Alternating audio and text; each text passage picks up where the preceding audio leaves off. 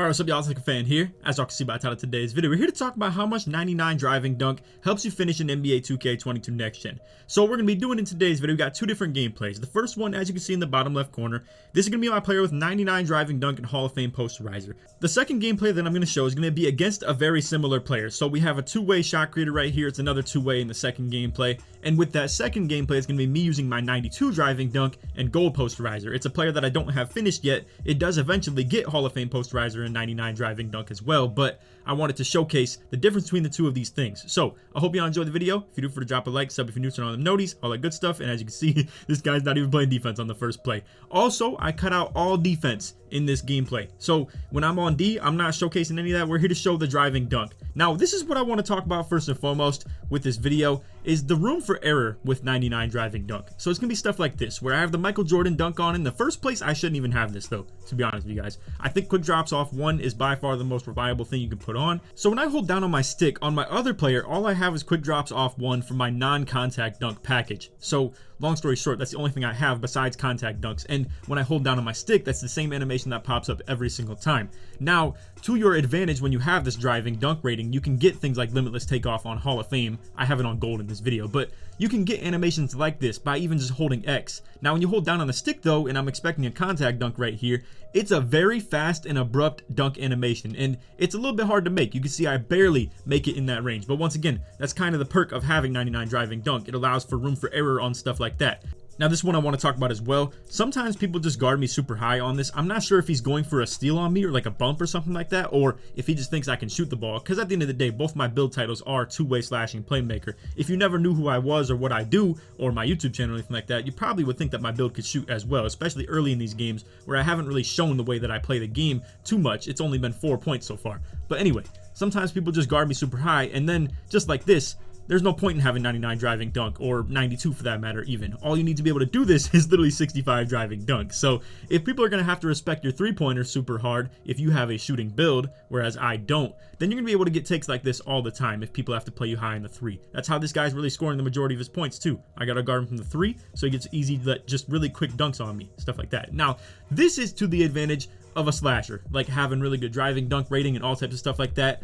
You're gonna see it's things like this, man. The dunk meter window is so big on this stuff. With Hall of Fame posterizer too, you never ever get kicked out of these dunk animations, rarely, unless it's like 7'3" and 99 interior defense. But you can see the meter size is very makeable. This is super easy. You put it right in that window too, you're literally never missing this. It's as simple as that. So then on his next take right here, we're gonna show it, and long story short, I cut him off really well. He might have thought he was getting past me really easy right here for the baseline dunk or baseline take, whatever the case may be, but either way, I cut him off really good, and this is super contested, like 94% smothered. Now, I'm not gonna lie, I don't think 99 driving dunk can even save you in that situation. I'm just in really good position on defense, and he is just not going for a dunk meter or anything like that. Now, I will say though, if you hold down on your right stick in the situation with a good driving dunk rating, it might give you a contact dunk package where I get latched onto his back, and then it gives a really good animation on that. But I did cut him off really good, again, like I said. Either way, I just want to showcase that and kind of just show what the power of using your dunk meter with 99 driving dunk is, because I really do feel like they might have gave me a contact dunk animation on that. Now for this possession, I want to focus a little bit more on dribbling and stuff. So I get halted up, I run right into him. At the end of the day, I just come out and reset, simple as that. Now, stuff like this as well, I hit a nice little behind the back on this, and it creates a little bit of separation, but he still isn't a good cutoff animation and cuts me off to an extent right here. I'm holding up on my stick though. I'm not trying to go for the contact dunk right here. I'm hoping I just get past him and dunk the ball, but long story short, he halts me up. Now this is once again kind of the power of a slasher as well, if you ask me. Things like fearless finisher, and then on top of that, I do still have 80 driving layup on this build. I really do think though fearless is by far the driving force of what makes those layups right there. It's super convenient, and you are going to see silver fearless finisher pop up in that top right corner right here. Now on these two plays, once again, he's guarding me way too high. I'm going to get past him every single time. This is why I like to have speed on my slashers as well, because it lets me get past people like this when they're playing me a little bit too high.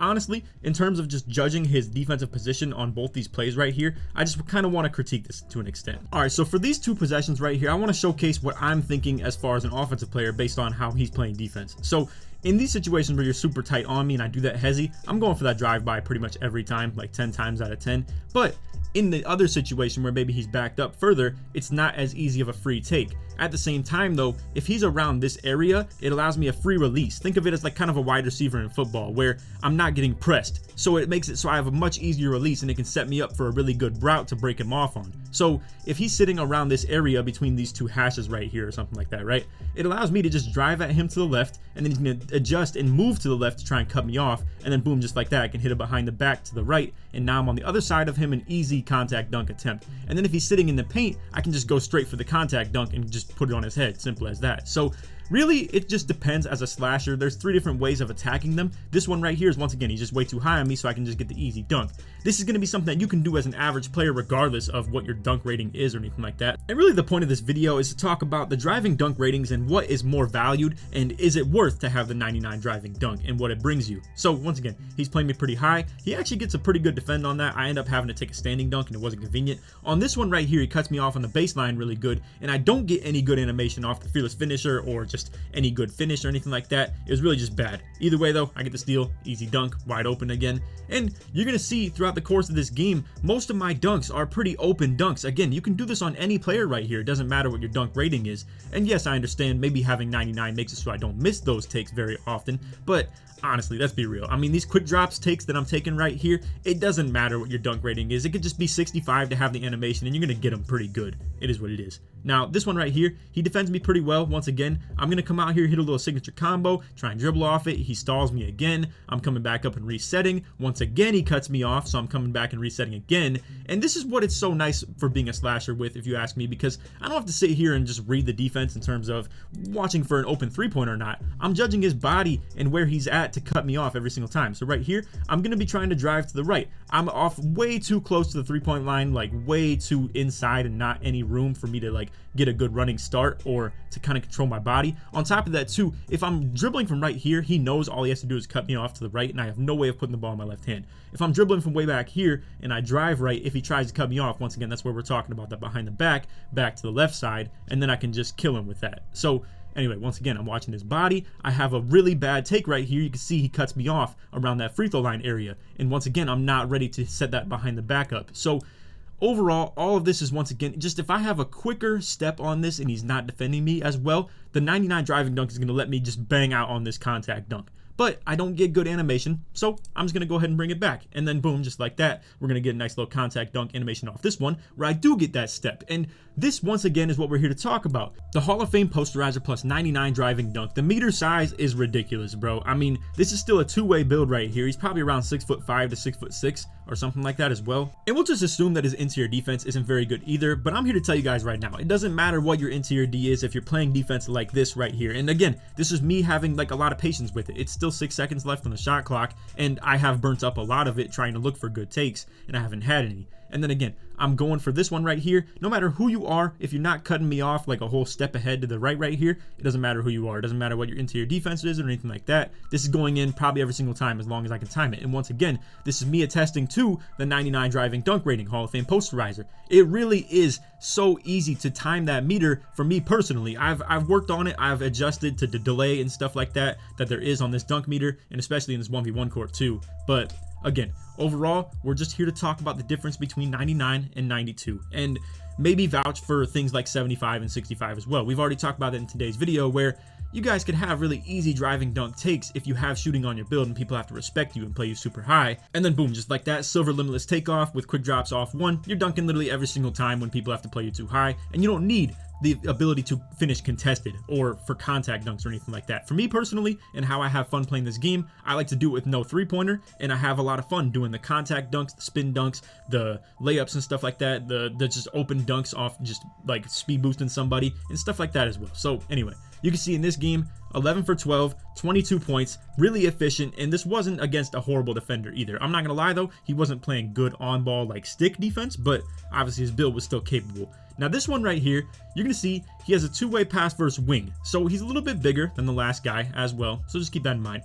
I would say this build right here is at a disadvantage right now. I only have 92 driving dunk, but we're here to vouch for something different that I did on this player. So essentially, the player that had 99 driving dunk and Hall of Fame posterizer, I didn't upgrade post control or close shot on it, and it didn't get any back down punisher or any drop step or anything like that. With this build right here, I do have less driving dunk and less posterizer, but you're going to see I have close shot on this. So in these situations that I don't feel like I'm open for contact dunks or the spin dunk doesn't work out, I'm not completely lost where I don't have anything else to do. Or if I pick up my dribble, I'm not completely lost either. To have that close shot rating is very convenient. And with all this information, I wanted to just tell you guys this. I personally feel like if I had to pick between two of these players in terms of 92 driving dunk and gold posterizer with the close shot and post control versus 99 driving dunk and Hall of Fame posterizer but not having close shot or post control, I would much rather be playing on this player right here, because once again, there's a lot of times where you can just go ahead and get open takes on the dunks. People just leave you on it, and you almost don't even have to finish contested that much in the first place. And then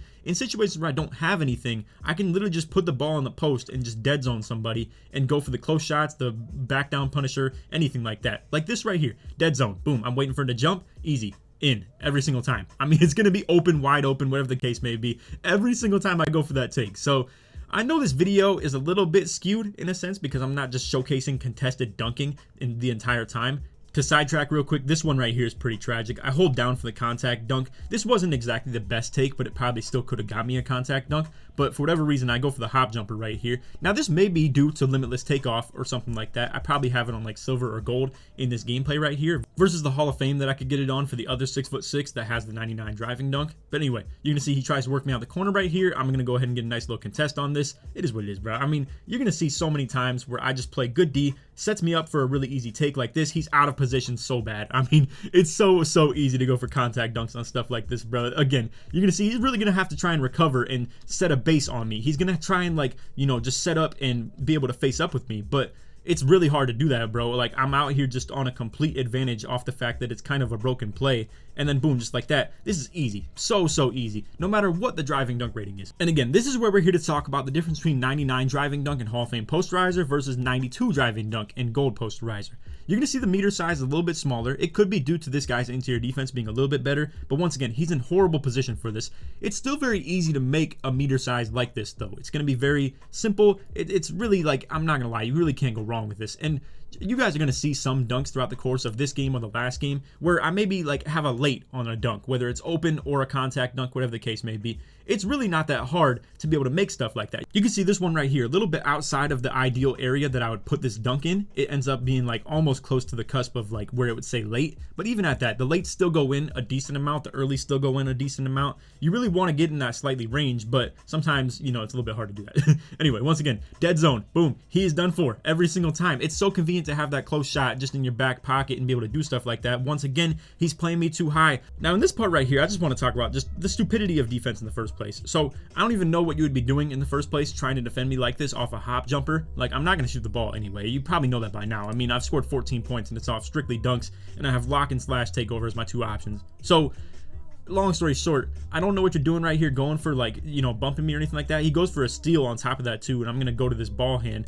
again. I'm just driving past them, literally. Like, so easy for the quick drops. The list goes on and on of doing that every single time. Now for this one right here, this is gonna be a really good display of why I would vouch for Hall of Fame posterizer, but it's the first time in the video that I've really vouched for it, and I've seen a reason that you would want Hall of Fame poster in 99 driving dunk, and it's gonna be this one right here. So you're gonna see I get kicked out of the contact dunk animation. I do still get the ball back, and then again, this is the power of this build right here. You can't hang with that, bro. You literally just can't do anything about it. But again, I feel like I have a pretty good take right here. He's not in amazing position for this. He's still backpedaling on top of that as I'm driving at him, and the meter size is really good. I think what posterizer is more so good for in the Hall of Fame level of it is to not kick you out of these dunk animations in the first place, because you are going to see he does go for that jump and kicks me out of it. I really do think Hall of Fame posterizer is very key and very crucial to just being able to finish through this and jump over his head and just absolutely smash on him. And again, this player does have 85 vertical. My actual slasher, like the 99 driving dunk one, has 97 vertical. So, but once again, boom, hit him with a drop step. He can't do anything to that. It's literally just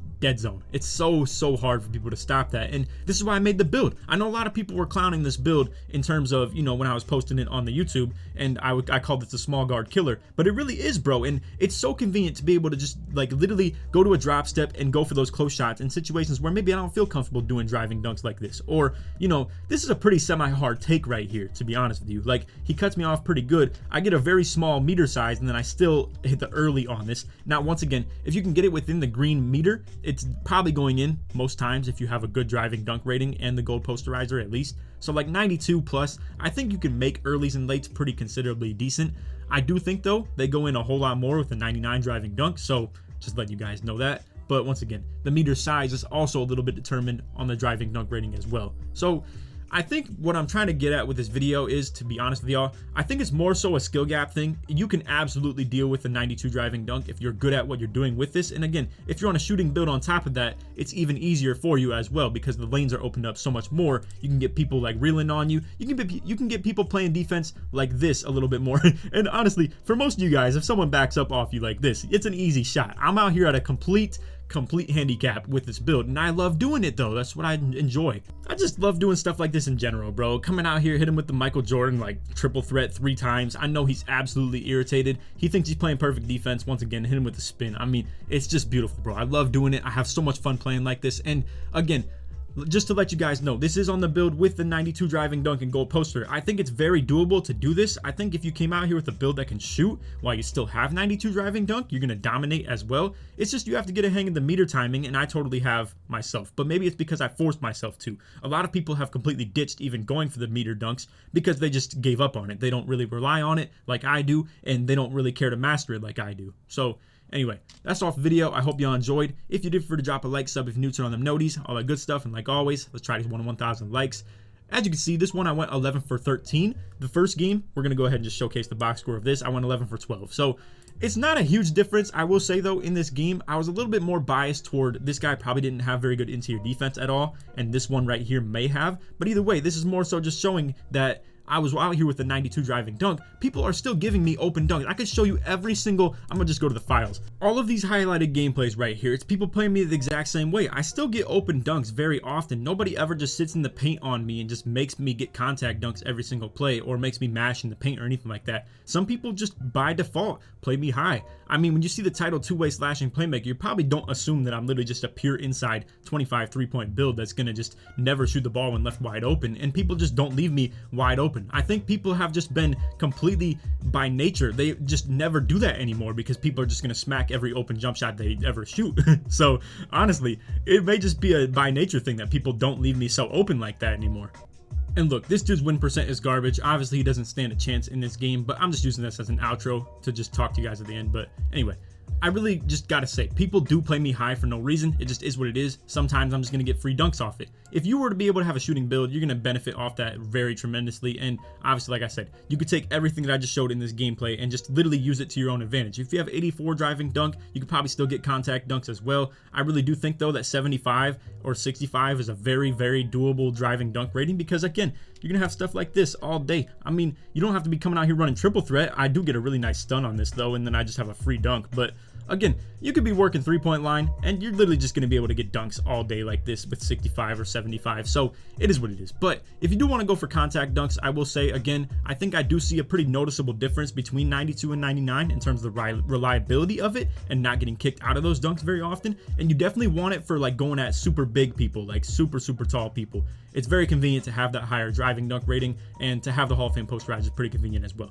And again, he's going to give me this dunk, but this is where I'm just going to wrap this up on this topic right here. But you can see he is sagging off like crazy. It's just speed combined with quick drops. You can't do much about it, bro. Like I'd hit this triple threat right here. He's right there. He's ready for it, but it doesn't matter. I'm getting the dunk right past him. So anyway, that's all for the video. I hope y'all enjoyed. If you did, feel free to drop a like, sub if you're new, turn on them noties, all that good stuff. Like always, try to go to 1,000 likes. And if you made it to the end of the video, put slash in the comments to show support you made all the way through. Let me know if you guys are out here running real slashers as well and just been inspired by the videos or anything like that. Feel free to just let me know. But anyway, like I said, that's all for the vid. Hope y'all enjoyed. And that, take it easy, man. Peace.